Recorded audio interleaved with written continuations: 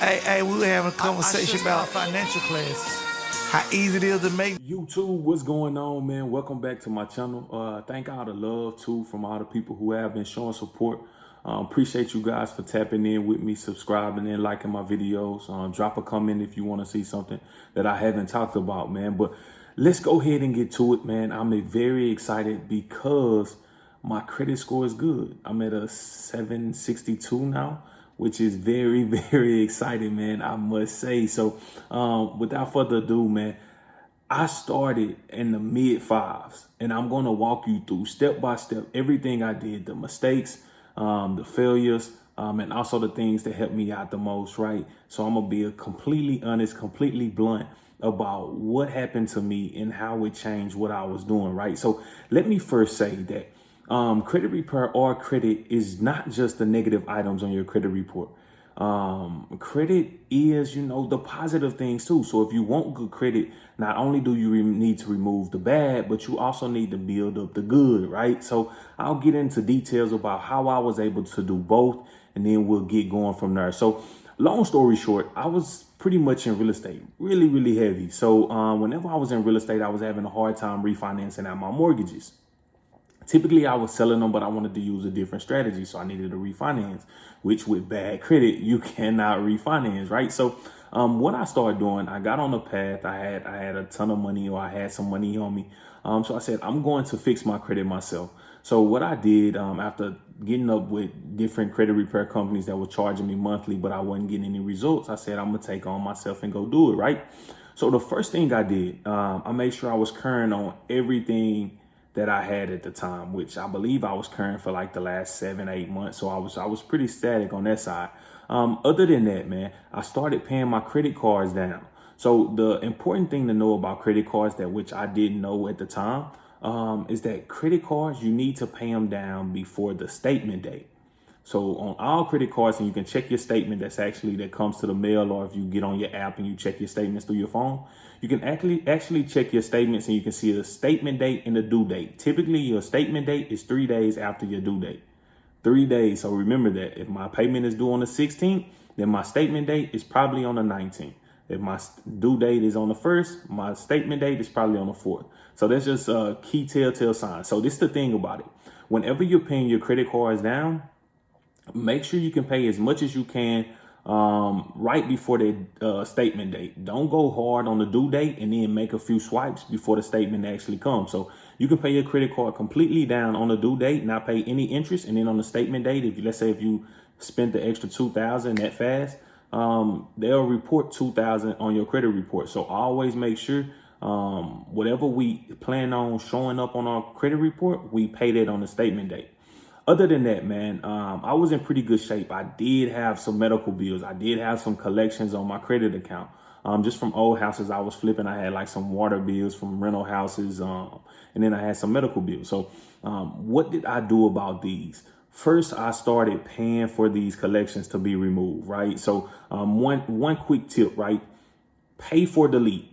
Always get a pay for delete. If you're going to pay for your collections to get removed, do a pay for delete. And pretty much all you want is them to send you some mail saying, hey, we'll take this off your credit report if you agree to pay the full price. That's all I wanted. I had the money. It didn't matter, right? So first thing I did, I paid off my medical bills, which they sent me a pay for delete. So everything was fine.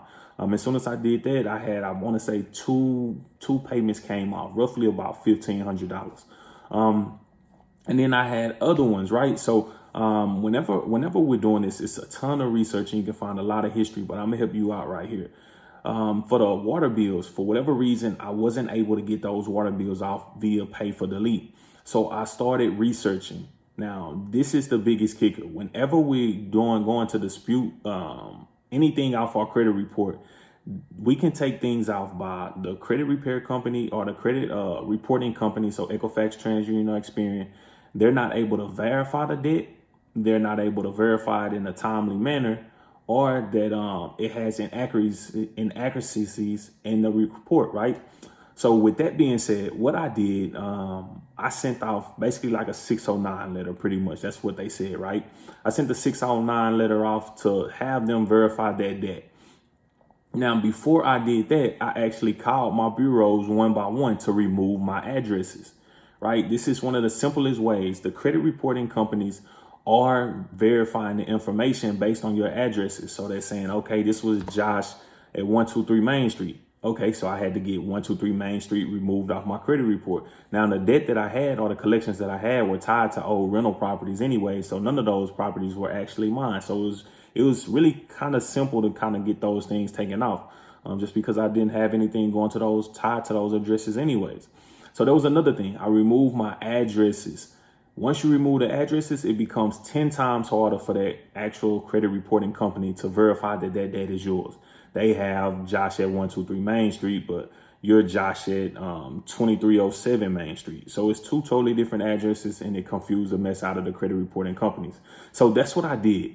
Now, whenever I did that, I sent the 609. It took some time before I got it back. So we're not talking about a fast process at all with this.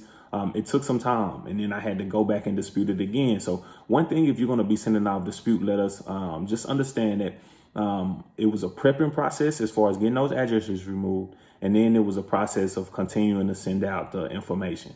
Now, I have had credit repair, or I have had clients, because I do credit repair myself. I have had clients that got documents saying that they send a bill to you, right? And it scares you. Think, man, they just sent my bill. They know it's me. Look, a bill isn't actually a verifying document. So if they send a bill, just send a letter again saying, hey, this isn't a verifying document. Please remove from my credit report. It's pretty much that simple, man. So make sure you're doing that. So now I got all the negative items off. Besides, I had some late payments. So what I did with the late payments, pretty much I called my credit repair companies, not credit repair companies, I'm sorry, my creditors. So I called the U.S. Bank, my car note, and I had to talk to them, right? Luckily for me, it was the only time I was late. So they went ahead and reversed the late payment for me. So just continue to talk to whoever you need to talk to so you can get that removed. Now, typically, whenever you call a bank to get a late payment removed, it takes a long time. It takes a long time, but it's worth the shot. Just go ahead and shoot your shot and see what happens, man. So that's one thing that I did. Everything sounded great. Now, don't get me wrong. Every bank isn't willing to do that, but I guess U.S. Bank, since that was a bigger bank, they was more willing to work with me and kind of get me on a better path. And because I always made my payments on time for the most part. So they helped me out. So I got one late payment removed, got the collections off. Now it came down to getting my score to exactly where I wanted it, right? So it's a lot of different feedback on your score, right? I think I was at like 730, 740, somewhere around there. So what I did next, pretty much I added a trade line. Trade lines aren't illegal. They're not illegal. I put them on mine. I'm still here making this video. There's nothing wrong with actually making a trade line or adding a trade line. So what trade line should you get based on what you have as far as your credit cards? What are they looking like? How many accounts you got? And things like that, right? So different trade lines help for different things. First, they add age to your credit, which if anybody know anything about credit, you know that a trade line, age of your credit is 15% of your credit, right? So if that's 15%, that's a nice chunk of points that you can actually use. Your credit score fluctuates between a 300 and an 850. So all in all, that's about 550 points you got to work with, right? So if 15% of 550, that's roughly about 100 points that you could just add by having some history to your, that's not 100 points, but it's a little bit less, but it's somewhere around there where you can just add that to actually get to actually get more points on your credit report just by having history, right? So that's what I did. I added a trade line. Now, don't get me wrong. My history was around 1.5 years, maybe 2 years, but I wanted more. So I went and added an 8-year trade line. It depends on what you're trying to do. Now, it didn't have much on the utilization, right? The trade line was only like $400. It was a Walmart card. Then I got it from an associate of mine. I just called him and asked him, could he put me on it? So it was fine. So once that reported, my score jumped up to like the 768 or 762, somewhere in that 760. I forget now after a long video, but it went that far, man. So now I'm able to make the moves I need to make, do the things I'm able to do, right? So look, if you need any help, I also have a credit repair company. If you need any help getting started with that, reach out to me. I can get you going. I also got the trade lines that you might need too. Look, credit is our friend. It's no longer should we sit there with the 5s. We should always be in the 7s. And if we not, we should be pushing to get there, right? And I definitely got some tools that can help you out, man. So reach out to me. Thank you for watching. Please like and subscribe to this video. It'll definitely help me out. Keep the content coming to you guys and helping you guys out every day. Thank you so much. Bye.